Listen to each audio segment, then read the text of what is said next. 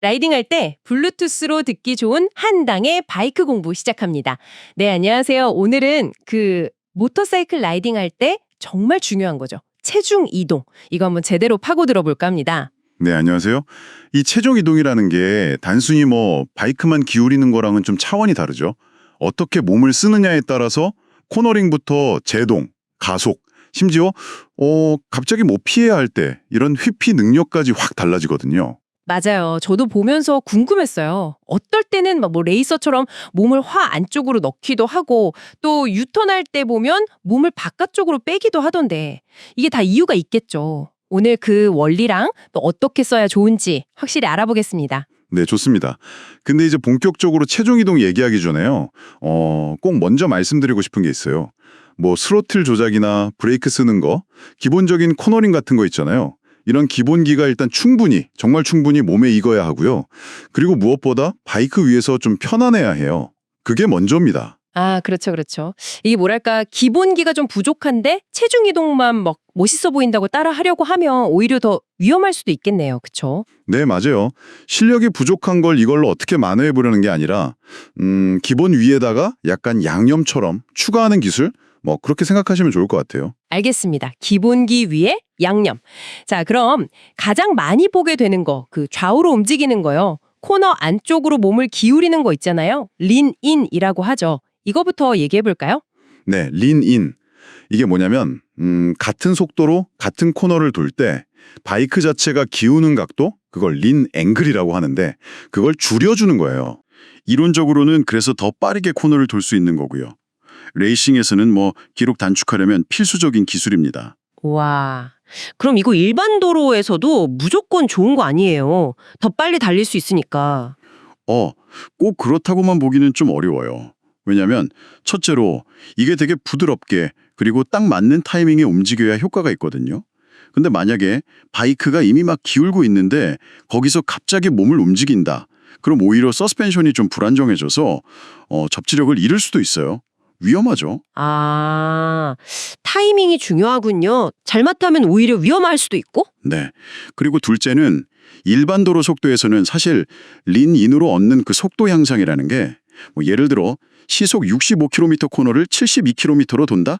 이 정도인데 이게 실질적으로 그렇게 막 크진 않거든요.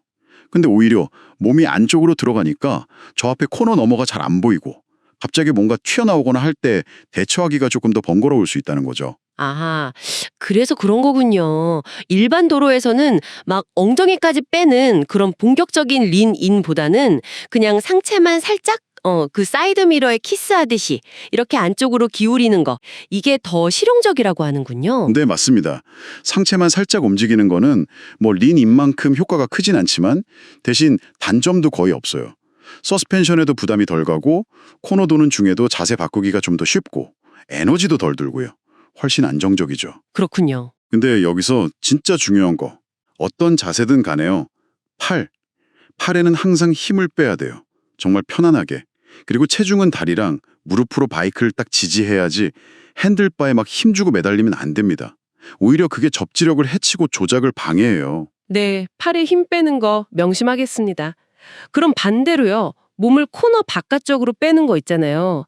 린 아웃, 카운터 밸런싱이라고도 하던데 그건 언제 써요? 린아웃.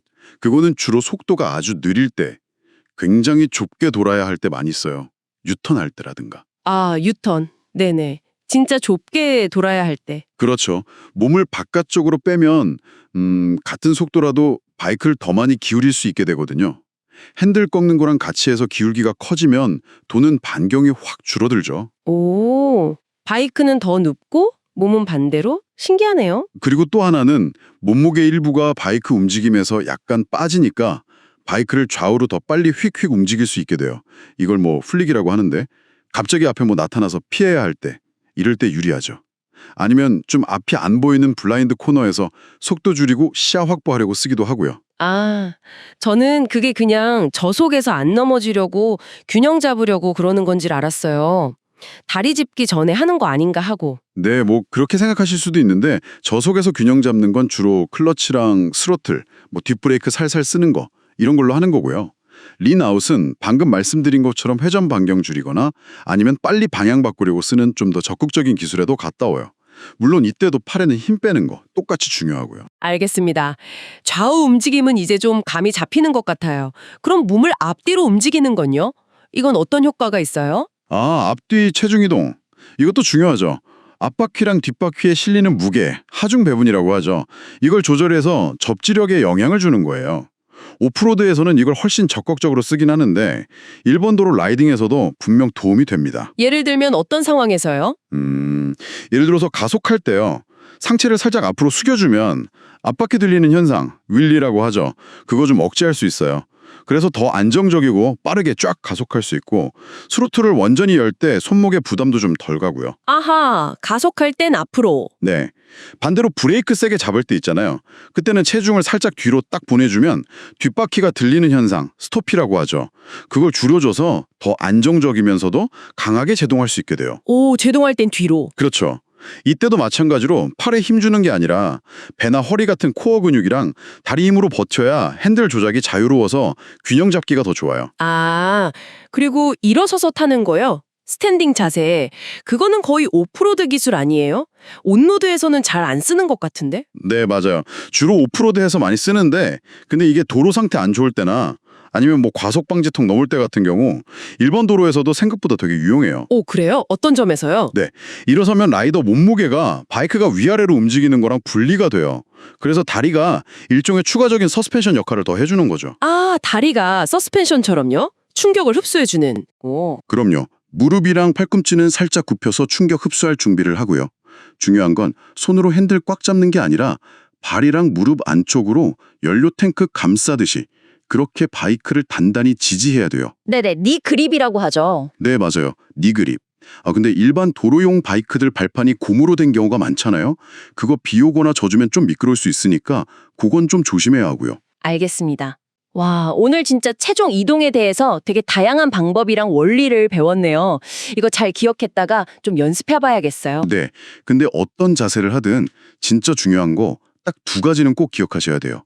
팔은 항상 편안하게, 그리고 앞을 보는 시야를 절대 방해하면 안 된다는 거. 이 두 개가 안 지켜지면 사실 어떤 체중 이동 기술이라도 그 의미가 좀 퇴색돼요. 오히려 위험할 수도 있고요. 아, 팔은 편안하게, 시야는 확보. 명심하겠습니다. 자, 오늘 체중 이동에 대해서 정말 깊게 알아봤는데요. 여러분은 오늘 들으신 내용 중에 어떤 걸 좀 시도해보고 싶으신가요? 아니면 혹시 예전에 그 코너 돌 때 그때 이렇게 할 걸 하고 생각나는 거 있으신가요? 안전한 곳에서 뭐 넓은 주차장 같은 데에서 조금씩 연습해보시면서 여러분 바이크가 어떻게 반응하는지 직접 느껴보시는 것도 아주 좋은 공부가 될 것 같습니다. 네, 한당의 바이크 공부는 여기까지입니다. 한당 채널 좋아요, 구독 꼭 부탁드려요. 감사합니다.